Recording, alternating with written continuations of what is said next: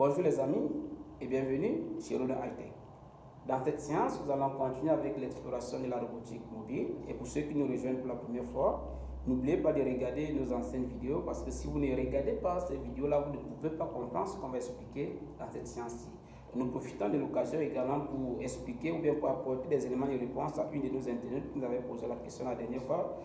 Elle a suivi la vidéo précédente, mais elle a eu comme impression qu'elle n'avait carrément rien compris. On a dit effectivement c'est normal, tout simplement parce que si vous regardez bien, on a dit une série de formations, ce n'est pas un tutoriel. Ça veut dire quoi? Ça veut dire que si vous regardez une de nos vidéos, sans toutefois regarder les vidéos précédentes, vous allez naturellement vous perdre. Mais si par contre vous avez déjà des bases en robotique et que vous voulez juste peut-être comprendre certaines notions, peut-être clés ou bien certains concepts, vous pouvez regarder juste une vidéo qui vous intéresse ou bien une partie de la vidéo qui vous intéresse. Mais si vous êtes novice dans le domaine, voilà, vous êtes déjà en quelque sorte, vous êtes obligé en quelque sorte de regarder dès la première vidéo jusqu'à la dernière vidéo pour pouvoir comprendre la philosophie ou bien le problème qu'on souhaite résoudre. Sinon, si vous regardez juste une seule vidéo, laissez-nous nous dire que ça ne va pas vous être utile parce que notre programme de formation est conçu pour ceux-là qui sont dans le domaine de la robotique ou bien pour ceux-là qui souhaitent faire une reconversion professionnelle dans le monde de la robotique et qui souhaitent d'abord avoir les bases pour avoir une meilleure appréhension, pour mieux comprendre un peu la chose et de savoir si oui ou non ils vont peut-être s'engager. Mais sinon, si vous voulez juste regarder une vidéo, peut-être de Roda Hightech sur une autre série de formations en robotique mobile, laissez-nous dire simplement que cela ne va pas vous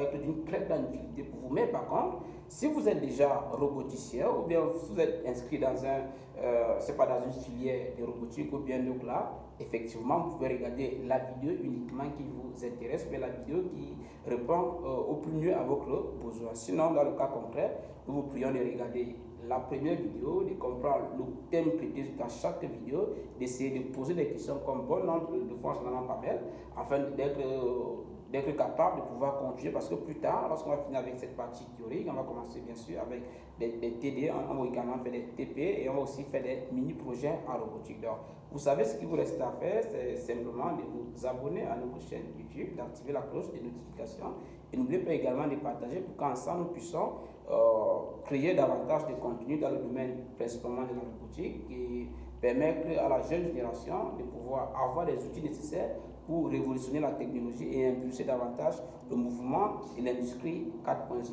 Sinon, pour cette séance d'aujourd'hui principalement, on va continuer avec le premier problème lié à la robotique qui est un problème vraiment assez vaste, à savoir le problème de localisation. Si vous avez regardé nos anciennes vidéos, vous allez comprendre que nous avons d'abord commencé par définir ce que c'est que la robotique, qu'est-ce qu'un robot, comment fonctionne un robot, quelles sont les problématiques qui sont liées à la robotique. Et comme problématique, nous avons présenté les problèmes de localisation, les problèmes de mapping et les problèmes bien sûr de navigation. Donc, il est donc question pour nous donc de continuer avec ce problème de localisation aujourd'hui.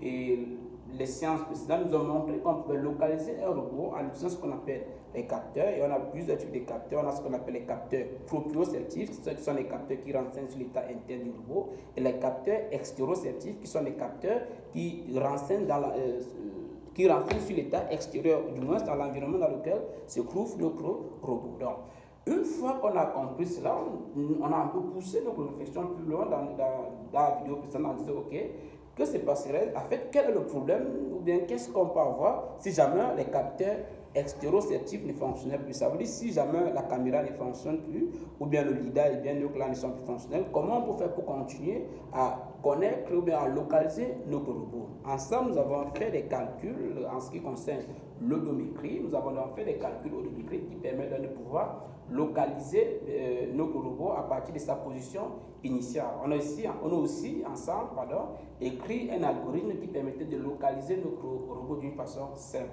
Et nous avons compris que pour faire fonctionner notre algorithme dont on avait rédigé la dernière fois ou bien programmé la dernière fois, il nous fallait avoir des entrées. Ces entrées étaient issues de ce qu'on appelle les codeurs ou les encodeurs en anglais. Mais vous comprenez que si on fait, si on effectue des mesures, on peut avoir bien sûr des erreurs de mesure et tout ce que vous pouvez vous imaginer.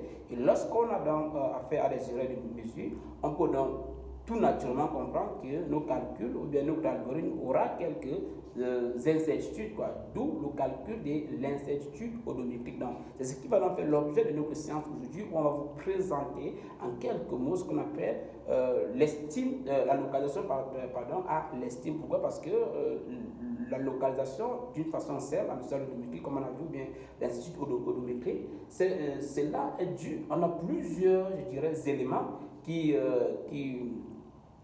plusieurs éléments qui entrent en jeu et qui ne rendent pas notre résultat beaucoup plus précis et plus conséquent. C'est ce qui va faire l'objet de notre séance aujourd'hui et c'est ce que nous allons attaquer dans la deuxième partie de notre formation. Merci. D'accord, donc déjà les amis, bonjour une fois de plus. Nous avons essayé un peu d'améliorer le format. Donc on fait d'abord peut-être une petite vidéo de quelques secondes pour présenter un peu le sujet avant d'entrer dans l'essentiel. Mais dans cette deuxième partie, nous allons entrer dans l'essentiel de notre formation du jour, à savoir le calcul de l'incertitude odométrique. Donc en autre terme, ici, l'idée c'est de faire ce qu'on appelle le JIT Recognition. En anglais, ça c'est en anglais bien sûr, ce qu'on appelle la localisation à l'estime. Le principe est simple, ça veut dire quoi? Le principe ici c'est supposer que vous avez peut-être bandé les yeux comme ceci et on vous demande d'avancer. L'idée c'est quoi? C'est que vous avez les yeux bandés, plus vous avancez, vous n'êtes pas assez sûr de votre position. On ne sait plus à quel niveau on est par rapport à la table, ainsi de suite, ainsi de suite. Donc, l'idée c'est quoi? C'est une approche assez simple qui va donc permettre de se dire, ok, puisqu'on a utilisé l'odométrie, comme tout à l'heure on expliquait, pour pouvoir estimer la position de notre robot, ou bien la position de notre objet, ça peut être un corps, ou bien un AV, bien d'autres là, quels sont les éléments, ou bien quel est le degré, ou bien la probabilité que la position que nous donnons, c'est la position exacte. Pourquoi? Parce que d'une façon aussi simple là, la localisation à l'estime repose sur plusieurs éléments en d'autres termes, à savoir le câble ici, comme on connaît très bien, à savoir le compas, qui est un capteur qui permet donc de pouvoir donner l'orientation d'un objet ou d'un corps dans l'espace à travers le pôle nord. Nous avons bien sûr la vitesse, on est capable de déterminer la vitesse de notre corps, de notre robot sur chaque roue du robot en utilisant ce qu'on appelle le codeur. Ce sont les éléments qu'on connaît. Puisqu'on sait que ce sont les éléments où on peut la mesure peut ne pas être exacte, ou bien on peut avoir des imperfections dans les mesures et bien d'autres là. Cela peut être dû à l'environnement, par exemple, aux forces du frottement, au vent et bien d'autres éléments. C'est ce qui va nous pousser à pouvoir nous intéresser à ces calculs pour pouvoir déterminer jusqu'à quel niveau, c'est-à-dire quel est le niveau de probabilité ou bien jusqu'à quel degré notre localisation est-elle précise ou pas. Il faudrait aussi oublier le chronomètre qui va nous permettre d'estimer le temps. Pourquoi? Parce qu'on doit connaître par exemple que notre robot qui est ici, quel est le temps nécessaire à ce robot pour partir de ce point A au point B, ou bien quel est le temps que le robot fait pour marquer un pas dans notre espace. Donc, ce temps, c'est-à-dire en combinant à la fois l'orientation et bien sûr la vitesse d'avancement de notre robot et le temps d'avancement de notre robot, on peut évaluer d'une façon simple la position de notre robot d'une façon continue. Donc cela va donc permettre de dire quoi? Ok, si notre robot est à l'instant T est ici quelque part, à l'instant T plus 1, notre robot peut être ici, ainsi de suite, ainsi de suite. Mais puisqu'on ne peut pas donner la position exacte de notre robot, on va simplement définir ce qu'on appelle une ellipsoïde de conscience. L'ellipsoïde ici de conscience va permettre de dire ok, bien qu'on n'a pas la connaissance exacte de notre robot, mais il peut être quelque part ici. Et le calcul odométrique ici va nous permettre ici de pouvoir déterminer le degré, c'est-à-dire le degré de probabilité, le pourcentage en termes de probabilité pour être sûr de nous en fait. Vous comprenez déjà qu'on va faire quelques calculs probabilistes. Donc si vous n'avez pas des bases en probabilité, ce n'est pas un problème. On va d'abord faire quelques révisions d'une façon aussi simple pour permettre à chacun d'avoir un peu les notions de base lorsqu'on va aborder par exemple la gaussienne, qu'on soit à une dimension ou bien à deux dimensions. Mais ne vous inquiétez pas, l'objectif de notre formation, ce n'est pas de faire trop de mathématiques, non, c'est juste de donner des éléments de base qui vont vous permettre de pouvoir localiser un robot en utilisant l'odométrie et bien sûr en calculant l'inexactitude de l'odométrie d'une façon simple. Donc, comme on vous a dit dans le jeu, l'inexactitude de l'odométrie est due à plusieurs éléments. On peut citer à savoir les erreurs de mesure, d'accord, les erreurs de mesure par exemple. Pourquoi? Parce qu'on est d'accord que si on doit mesurer par exemple la vitesse d'orientation, la vitesse de déplacement ou bien l'angle et bien de notre robot, on peut avoir des erreurs dans les mesures. Et si on a les erreurs dans les mesures, cela va donc impacter notre calcul et impacter également l'algorithme qu'on a programmé la dernière fois pendant la séance précédente. Et cela donc va d'une façon donnée va nous permettre d'une façon donnée de donner plutôt une estimation de position, mais pas la position exacte. Ce qui est concret avec les capteurs, parce que grâce aux capteurs, on donne la position exacte du robot, mais ici, par contre, dû à ces erreurs de mesure, des mesures bien sûr, cela va donc d'une façon donnée biaiser, d'accord, les calculs odométriques. Donc, maintenant, il y a aussi d'autres éléments qu'on peut compter dans l'inexactitude de l'odométrie, à savoir par exemple les frottements.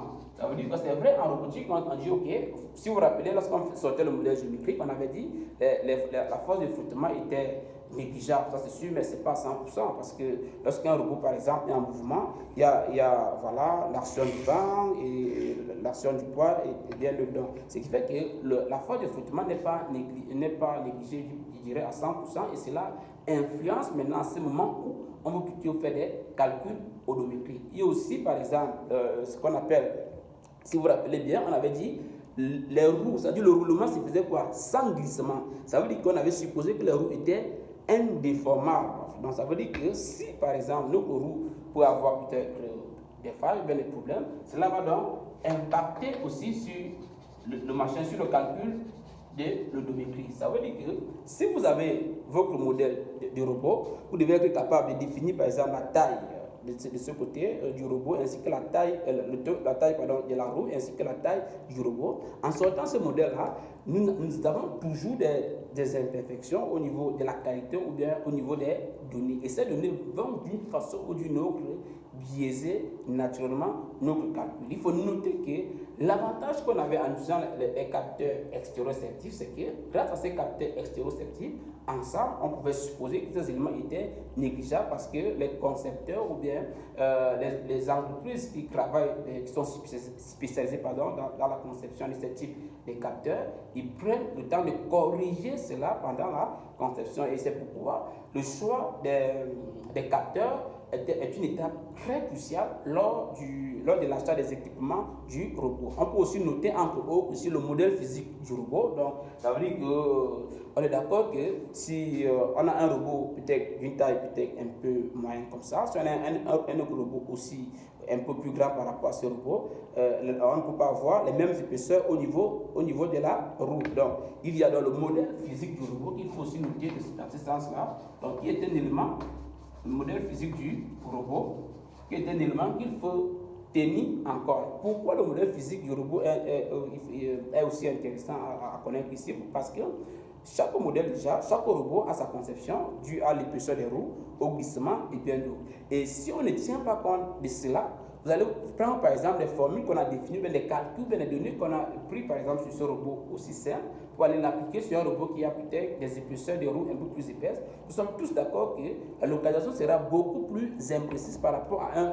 au robot de départ. Or, si on le faisait plutôt avec un capteur qui soit beaucoup plus extéroceptif, on ne pouvait pas avoir ces problèmes. Pourquoi? Parce que les capteurs ne tiennent pas compte de ces paramètres. Et voilà pourquoi dans l'entame du jeu, lorsqu'on faisait la localisation, nos éléments, on supposait que ces éléments-là étaient entre guillemets négligeables. Et si vous vous rappelez bien, on avait dit entre guillemets parce qu'on savait que les capteurs géraient ces problèmes. Maintenant, comme on a plus affaire aux capteurs, on ne peut plus négliger à la fois les erreurs de mesure, ou bien le modèle du robot, ou bien encore le modèle physique, à savoir les épaisseurs de roue, les glissements et bien d'autres. Maintenant, puisqu'on ne peut plus négliger ça, on va donc être capable de prendre cela en compte dans les calculs. Donc, c'est ce qu'on va voir actuellement. Mais avant d'y arriver, il est important pour nous de vous montrer, de vous faire quelques rappels des théories probabilité. Pourquoi? Parce que nous allons faire quelques calculs assez simples juste vous donner des formules et vous expliquer avec peut-être un ou deux exemples. Et ensuite, on va créer ce qu'on appelle l'ellipsoïde des confiances. Parce que le robot ici ne peut plus nous donner notre position à l'instant T, un peu comme avec les capteurs. Non, mais par contre, il va nous donner une estimation de position. Ça veut dire qu'il va nous donner, par exemple, une zone dans laquelle se trouve notre robot. Et à partir de cette zone-là, on peut maintenant estimer, en fonction de ce qu'on appelle généralement le degré de certitude et le degré d'incertitude pour nous, autant pour nous, cela va nous permettre de savoir à quel niveau notre robot se trouve exactement. Donc, juste en termes de rappel de probabilité, on sait tous qu'on va peut-être effacer ici rapidement, en quelques mots. Donc, n'oubliez pas que le principe ne change pas. Et pour ceux qui ont déjà des bases en probabilité, ça va être très facile pour vous, puisque vous savez qu'ici, pour pouvoir manipuler tous ces éléments-là d'une façon aussi simple, là, surtout en ce qui concerne notre cas d'étude, on a plus travaillé avec ce qu'on appelle la loi normale gaussienne. Donc, c'est ce qu'on va travailler là-dessus. On va travailler avec la loi normale gaussienne. Donc, vous savez qu'on a la gaussienne. On a la gaussienne à une dimension et la gaussienne à deux dimensions. Donc, dans la gaussienne à une dimension, on va commencer avec la gaussienne à une dimension. Dans la gaussienne à une dimension, on a la moyenne qui est notée mu. On a bien sûr la variance qui est notée sigma carré. Donc, la moyenne ici c'est mu et la variance ici c'est sigma carré. Donc, on sait donc que la formule est donnée par quoi? P de x, donc d'une façon simple, ça c'est P de x. De ce côté est égal à quoi? Est égal à 1 divisé par sigma. Donc, sigma ici, comme on a dit tout à l'heure, c'est la variance de ce côté. On multiplie ici par 2pi. D'accord? Ne vous inquiétez pas, on va peut-être mieux vous expliquer ça en détail pour que vous puissiez mieux comprendre un peu comment ça fonctionne. Donc, ne vous inquiétez pas là-dessus. On a aussi divisé par 1,5. C'est juste en termes de rappel. D'accord? Vous pouvez juste reprendre la formule et l'appliquer aussi simplement en fait. Donc, lorsqu'on a ça, on va multiplier bien sûr par moins 1,5 à la puissance ici. Attention. Lorsqu'on va définir cela, il faut donc utiliser la position du robot, c'est-à-dire le point qu'on va estimer d'une façon donnée. C'est ça ici qu'on appelle ici x, moins mu, ici c'est la moyenne, divisé par sigma qui est la variance. Donc, lorsqu'on le fait comme ceci, qu'est-ce qu'on va faire? On va donc l'élever cette attention, sigma, désolé, on écrit, voilà, au carré. Donc, voici ce qu'on appelle la gaussienne à une dimension. Donc, pas besoin d'être un expert en informatique ou bien en mathématiques et consorts.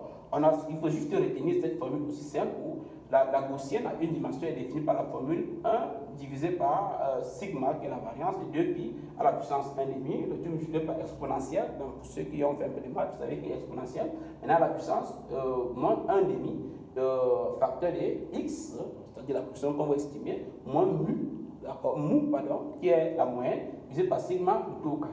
Ça, c'est ce qu'on appelle la formule de la gaussienne à une dimension. Si on veut représenter cela, ça va donner quoi? Si on veut représenter cela, par exemple, d'une façon aussi simple, là, on peut savoir le repère comme ceci.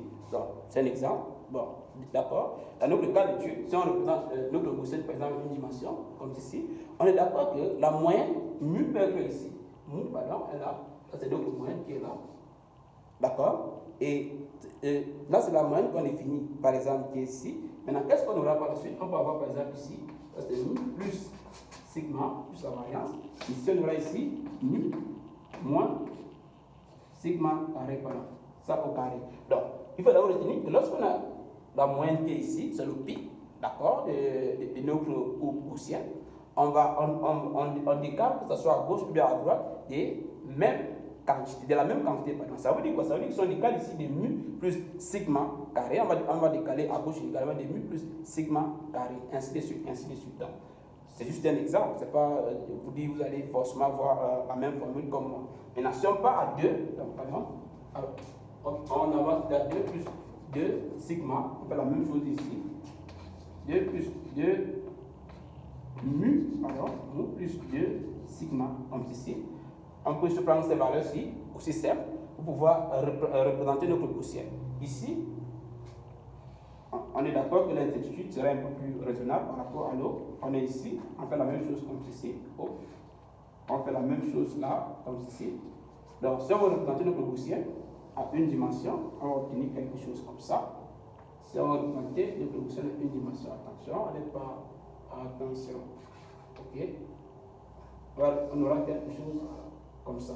Donc, on a un peu en quelque sorte où ceci, c'est ce qu'on appelle la gaussienne, c'est soit noté un peu comme ceci, un système de n, comme ça, un système de n aussi simple là, d'accord? Mu, sigma carré. Donc, ça, c'est la formule de la gaussienne à une dimension, qu'on vient de représenter ici. Maintenant, ça, c'est sa représentation aussi simple dans ce sens. Ça, c'est la moyenne. D'accord. On a deux options, soit on part à gauche, d'accord, soit on part à gauche. Lorsqu'on part à gauche, on peut ajouter plus mu, plus la variance, c'est-à-dire plus sigma. Si on part à droite, on peut ajouter la variance plus moins sigma, ainsi de suite, ainsi de suite. Il faut bien comprendre le principe qui existe, parce que c'est ça qu'on va utiliser pour représenter la localisation du robot en utilisant lorsqu'on va passer à la gaussienne à deux dimensions. Parce qu'on va à la gaussienne à deux dimensions, on va plus travailler avec ce qu'on appelle les ellipsoïdes et constants. Donc, une fois que vous avez compris que lorsqu'on a la moyenne, si on parlait de plus sigma, on parle de ce côté. Si on parlait de moins sigma, on parle de ce côté, mais avec les mêmes valeurs, ainsi de suite, ainsi de suite. On peut donc facilement reprendre le même principe en appliquant maintenant plutôt la gaussienne à deux dimensions qui va nous intéresser. Pourquoi? Parce que lorsqu'on travaille avec le robot, nous sommes finalement dans le plan. Donc, lorsqu'on est dans le plan, on a affaire à x et y. C'est pourquoi la gaussienne à une dimension ne va pas beaucoup faire l'affaire pour les roboticiens que nous sommes. Donc, on va plus travailler avec la gaussienne à deux dimensions. Dans le cas maintenant de la gaussienne à deux dimensions, c'est carrément la même chose. On va peut-être juste effacer ici. Voilà. Donc, c'est exactement la même chose, mais juste qu'on aura maintenant cette fois-ci x et y qu'on va donc faire intervenir dans notre programme. Ça veut dire quoi? Ça veut dire qu'on aura maintenant ici. Bon, pour ceux qui ont vu la formule tout à l'heure, vraiment, on ne change pas grand-chose. Hein? C'est-à-dire, on n'a pas très grand-chose encore à modifier là-dessus. Donc, tout ce qu'on aura à faire, on sait que la gaussienne maintenant a une dimension, deux dimensions par exemple, et x, la probabilité, puisque ici, ce qui nous intéresse, c'est la probabilité. C'est-à-dire, le degré de probabilité, le degré d'incertitude. C'est ça qui nous intéresse. Donc, on aura simplement 1 divisé par 2pi, voilà, en racine carrée. Attention, ce n'est pas exactement la même formule comme la gaussienne à une dimension, mais cette fois-ci, qu'est-ce qu'on aura? On aura ici la racine carrée des déterminants de p, voilà, comme ceci. Maintenant, lorsque vous avez ça maintenant, n'oubliez pas toujours l'exponentielle qu'on va appliquer, mais plutôt avec ces deux éléments. Tout à l'heure, on avait juste un seul point, ça va x, mais là, on a maintenant deux points y. Donc, exponentielle moins 1 demi, facteur de, bon, vous mettez ça sous forme de crochet comme ça, pour que vous puissiez mieux voir et mieux comprendre. Facteur de mu moins x, pardon. D'accord? Donc, facteur de x, pardon, moins mu, plus y moins mu de y. Puisqu'on a donc, attention, plus x moins mu de x, y moins mu de y. Maintenant, lorsqu'on a donc défini ces éléments aussi simples comme ça, on va donc faire appel cette fois-ci à l'inverse, quoi, d'accord? À l'inverse de ce qu'on appelle la valeur propre. Pour ceux qui n'ont pas de notion en ce qui concerne la probabilité, la valeur propre est spécifique en fonction de chaque domaine. Par exemple, en mathématiques, on a ce qu'on appelle les vecteurs propres. Valeur propre est bien nommée. Ici, on va faire les choses aussi simples et vous donner un exemple de vecteurs propres, bien de valeurs propres tout à l'heure. D'accord? On aura ici P moins 1, on va vous donner la formule. Ne vous inquiétez pas, si vous avez un projet robotique et que vous n'êtes pas expert en mathématiques, vous pouvez juste reprendre cette formule aussi simple là et vous l'appliquer sans toutefois vous déranger. Donc, on aura donc x moins mu de x, y moins mu de y. Donc, ça veut dire quoi? Ça veut dire que lorsque vous avez affaire à la gaussienne, par exemple, à deux dimensions, qu'est-ce qu'on a? On a simplement, on reprend la gaussienne à une dimension comme tout à l'heure, mais ce n'est pas exactement la même formule. Est-ce qu'on définit? On a donc 1 divisé par 2pi racine carrée des déterminants de p, dans le p ici, qui est le vecteur propre, qui est une matrice de vecteurs propres, on va montrer ça, exponentielle, comme tout à l'heure, moins 1,5. À la puissance, voilà, x moins mu de x, y moins mu de y, le tout multiplié par l'inverse, bien sûr, de la matrice propre, donc p moins 1, que voici, de x moins mu, y moins, pardon, x moins mu de x, y moins mu de y. Là, c'est la formule de la gaussienne à deux dimensions. Tout en sachant que, désolé, p ici, que le vecteur propre, va être sous forme matricielle. Donc, ça est donné par. On va donner ça sous forme d'une matrice diagonale. Voilà, c'est plus simple. Ce côté, mais ce n'est pas forcément dans tous les cas. On va être dans un cas de matrice diagonale. Non, on peut avoir des matrices qui ne sont pas. On peut avoir une matrice qui n'est pas diagonale. Dans notre cas ici, on va avoir que sigma carré. D'accord? Sigma carré, alors 0 sigma carré de x, sigma carré de y, c'est-à-dire la variance au carré de x, la variance au carré de y, ça c'est la valeur de p choisie. Et on est tous d'accord que lorsqu'il s'agit de la gaussienne, lorsqu'on donne la forme géométrique, si on peut dire comme ça, de notre gaussienne, de ce côté, on va toujours représenter. Si on peut représenter une gaussienne pareille, c'est pas compliqué. On va simplement avoir par exemple ici, on est là, on a ici notre x, on aura ici notre y, on aura un système, regardez un peu, on aura un système comme tout à l'heure, ce que vous regardez ici, d'accord? Le même système qu'on aura ici, on aura ça plusieurs fois. Donc peut-être à supposer 10, 15, 50 fois. Qu'est-ce que ça va donner? Donc on prend un exemple simple. Là, on va prendre peut-être notre moyenne qui était ici, comme tout à l'heure. À supposer que ça c'était notre moyenne ici. Et puis on avance là à mu plus sigma rond comme ça. Ainsi de suite. Juste un exemple. Hein. Voilà. Donc là maintenant, on va ressortir un système de plan en 3D. Donc c'est un exemple. On va demander ici comme ceci. Ok, on peut aller comme ceci. Vous voyez là, on peut aller comme ceci. On peut aller comme ceci. Ainsi de suite. Bon, on va pas. C'est pas un objet d'art quand même. D'accord? On va continuer comme ça ici. La même chose qu'on a fait de ce côté, on reprend simplement avec les mêmes lumières, comme ceci. Les mêmes lumières. Les mêmes lumières. Les mêmes lumières. C'est juste une représentation pour que vous puissiez avoir une idée aussi simple. Lorsqu'on fait ceci en X, on est capable de faire la même chose comme ceci également en Y. Donc, on va avoir un truc aussi comme ça.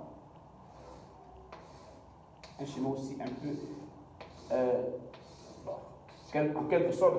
L'idée ici, c'est, on n'est pas très bon en dessin, mais c'est pas grave.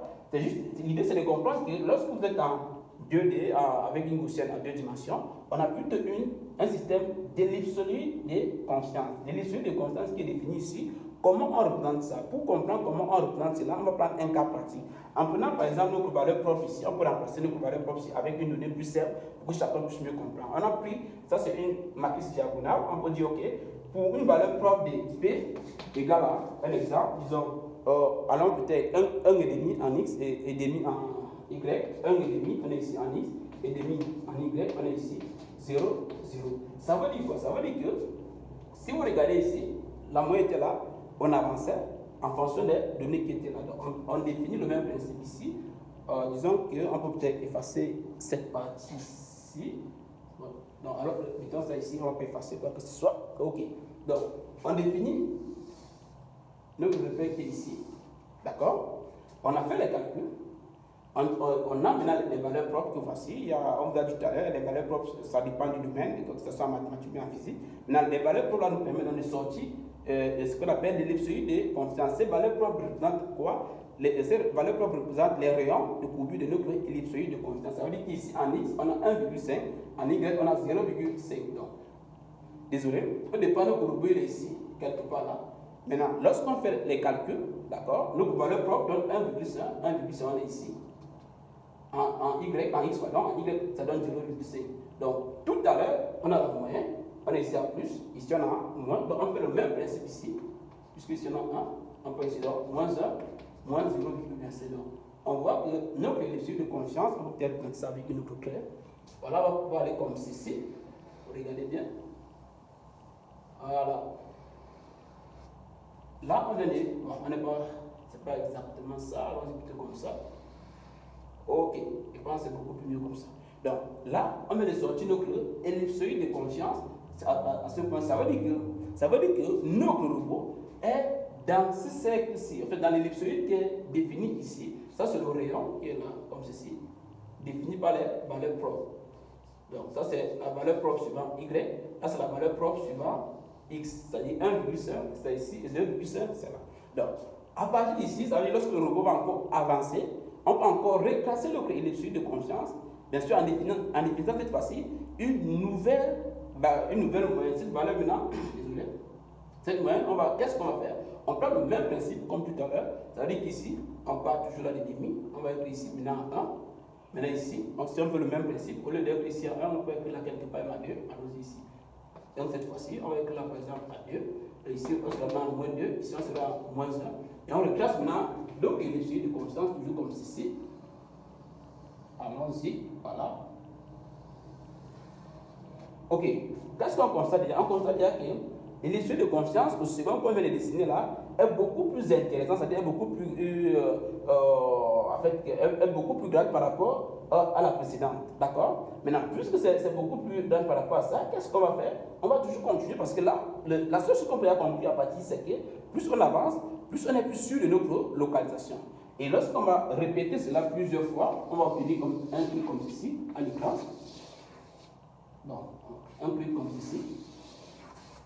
Lorsqu'on va répéter cela plusieurs fois, on va avoir un résultat pareil. Là, c'est dans le cas où les valeurs propres sont définies, comme ça on a une matrice diagonale. Dans le cas où on n'a pas une matrice diagonale, ce qui est simple, dans ce cas, on aura seulement par exemple un P ici qui est égal à matrice diagonale, ça veut dire ici on n'a pas deux éléments nuls, enfin matrice non diagonale, ça veut dire qu'ici les deux éléments ne sont pas nuls. Donc on peut avoir par exemple un 5 comme ici, 0,5 ici. Ici, si on veut, on peut mettre un exemple. Si on a calculé que ça doit être peut-être 0,5 et là, 0,5. Là, on va avoir le même résultat, mais avec une inclinaison. Ça veut dire que l'ellipsoïde de conscience, on avait défini plutôt comme ceci. On va faire un blanchiment là-dessus. On aura plutôt l'ellipsoïde de conscience définie comme ceci, mais sous forme un peu comme ceci. Donc, vous voyez que là, il y aura une inclinaison par rapport, au premier graphe précédent. Vous devez simplement retenir, vous devez comprendre que lorsqu'on parle ici de la localisation à l'estime, ou bien des calculs de l'incertitude odométrique, l'idée ici, pour nous, on n'a pas encore commencé avec les calculs de l'incertitude odométrique, rassurez-vous, ça c'est juste pour la localisation à l'estime, pour vous montrer un peu la limite en fait, odométrique. En fait. Qu'est-ce qu'on a? On a ici la formule de la gaussienne à deux dimensions. La gaussienne à une dimension, on va présenter. Dans notre cas en robotique, ça ne va pas être très utile. On travaille plus avec la gaussienne à deux dimensions. Dans cette gaussienne à deux dimensions, on définit la formule que voici. Une fois la formule définie pour la gaussienne à deux dimensions, qu'est-ce qu'on fait?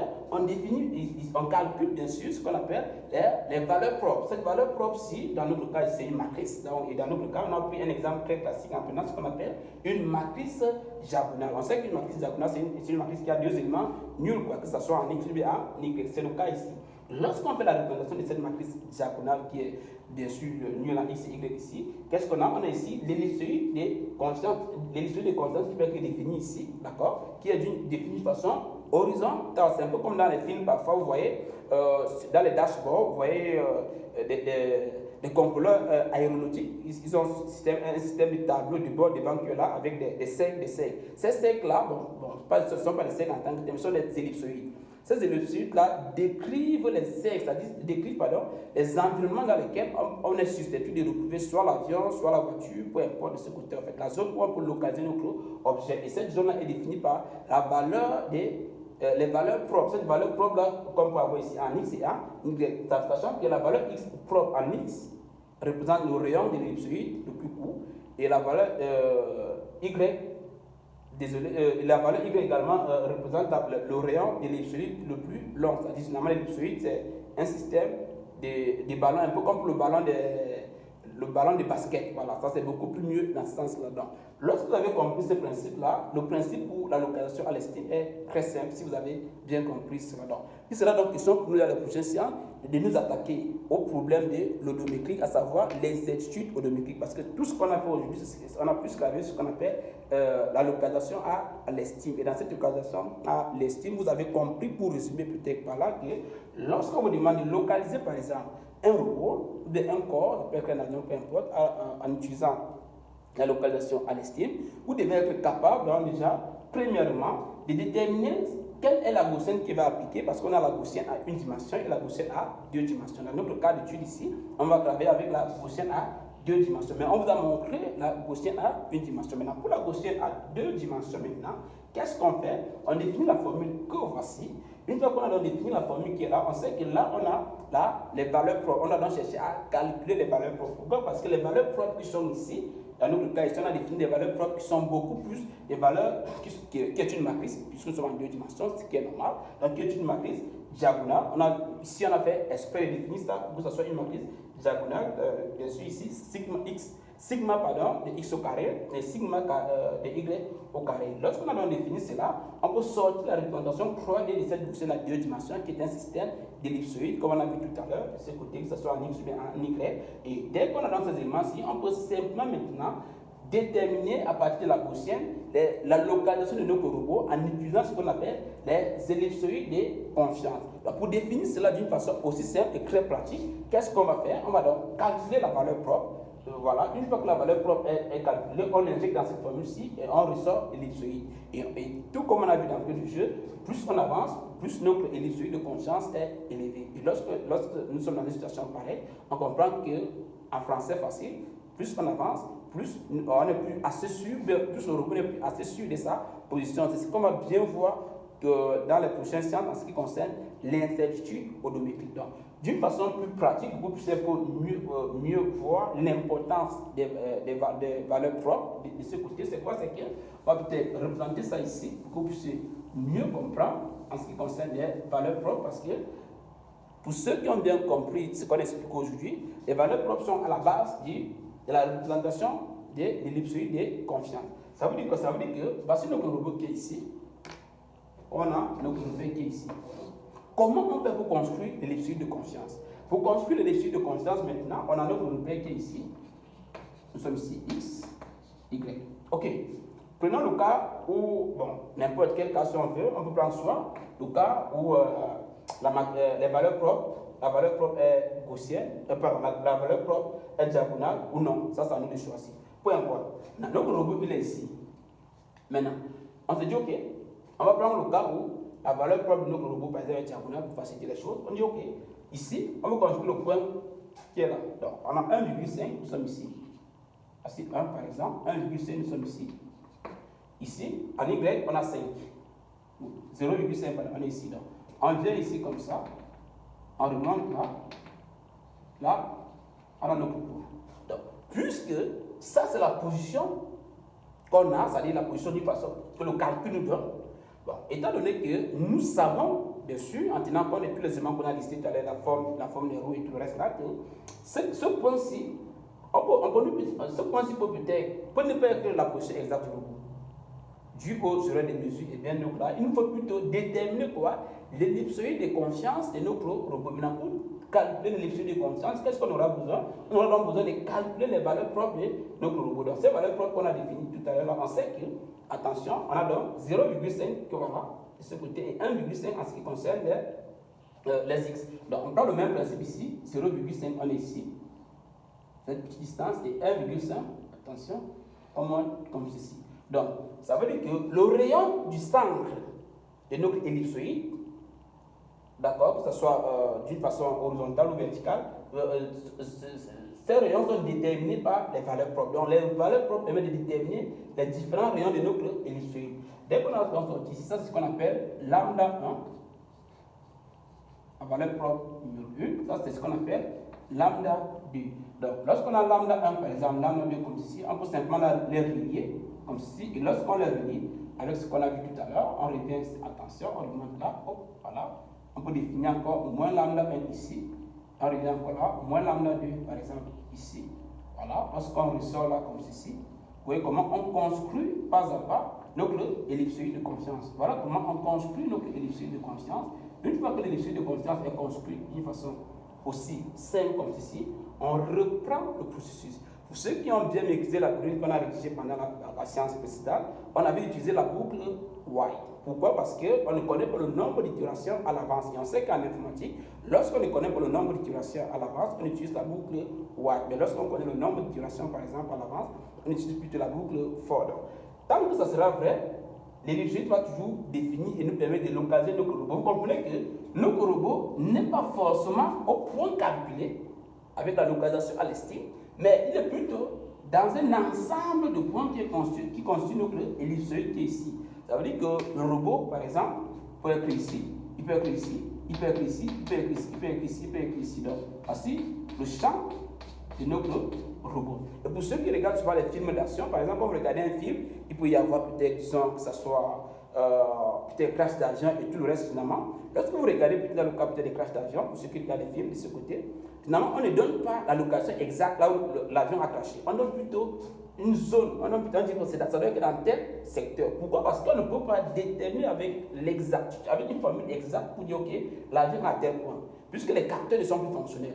On ne peut que donner une estimation de position de l'avion. Donc, ça peut être, peut-être, l'avion peut être ici, ou bien de l'autre côté. Donc, lorsqu'on le fait, on définit au moins la zone, mais ce qui est sûr, l'avion est quelque part ici. Ce qui est sûr, notre robot est quelque part dans ce qu'on a décrit là. Et dans les films, vous regardez souvent, on va peut-être envoyer la police, tout ce qu'on peut envoyer pour bloquer la zone, voilà, pour encercler la zone. Parce qu'une fois qu'on a encerclé la zone et envoyé les spécialistes, bien les experts pour faire les fouilles, on a plus de chances de retrouver l'objet ou bien l'avion ou bien peu importe comme l'occasion en ce moment. En fait. C'est un peu cette technique qu'on fait en amont pour pouvoir avoir des résultats pareils. Parce que si on vous demande d'aller à ce point-ci, la probabilité que vous pouvez la voir ici est très faible. Mais par contre, si on définit la zone ici, ça sera plus facile pour vous de retrouver l'avion dans cette zone-ci si vous organisez peut-être en petite équipe. Donc, voilà un peu l'importance de pouvoir maîtriser la localisation, par exemple, en estime. Ça veut dire que vous avez maintenant la capacité de pouvoir localiser vos robots, même si les capteurs extérieurs ne sont pas fonctionnels. Vous comprenez aussi que lorsque les capteurs sont fonctionnels, ça devient facile à pouvoir localiser nos robots. Mais par contre, lorsque les capteurs, surtout extérieurs, ne sont pas fonctionnels, ça devient vraiment un peu compliqué de pouvoir localiser cela. Donc, et là, vous avez en plus de l'odométrie, comme on a vu la dernière fois, vous avez bien sûr la localisation à l'estime qui vous permet également de connaître la position. Et nous sommes tous d'accord que plus on avance, plus voilà, la position n'est pas assez précise. C'est ce qui va donc nous pousser à pouvoir vous montrer comment on calcule l'incertitude odométrique lors de la prochaine séance. Pourquoi? Parce que vous devez être capable de pouvoir faire ces calculs de l'incertitude odométrique pour pouvoir corriger les erreurs et avoir au moins des probabilités ou bien des résultats qui sont beaucoup plus proches de la réalité. Sinon, nous allons vous dire merci une fois de plus pour la confiance que vous faites à Ronin High-Tech. Si vous avez des questions, vous savez ce qu'il vous reste à faire. Vous pouvez soit nous appeler, soit nous faire un mail, pour ceux qui aiment bien faire le mail. Vous pouvez soit nous contacter et on reste disponible pour pouvoir échanger avec les spécialistes dans le domaine pour apprendre davantage. Ça, c'est aussi notre stratégie aussi à nous. Et aussi, pour ceux qui n'ont pas les bases en mathématiques, on va essayer le maximum possible de synthétiser le côté mathématique pour ne pas trop frustrer parce qu'il y en a qui font en robotique mais qui n'ont pas forcément les bases solides en informatique. Donc, ne vous sentez pas frustré par les mathématiques. Sachez qu'on va essayer d'expliquer chaque point d'une façon aussi simple. Sinon, n'oubliez pas de vous abonner, de liker, de partager et surtout d'activer la cloche de notification pour ne pas manquer nos prochaines vidéos. On se dit à très bientôt pour la suite. Merci.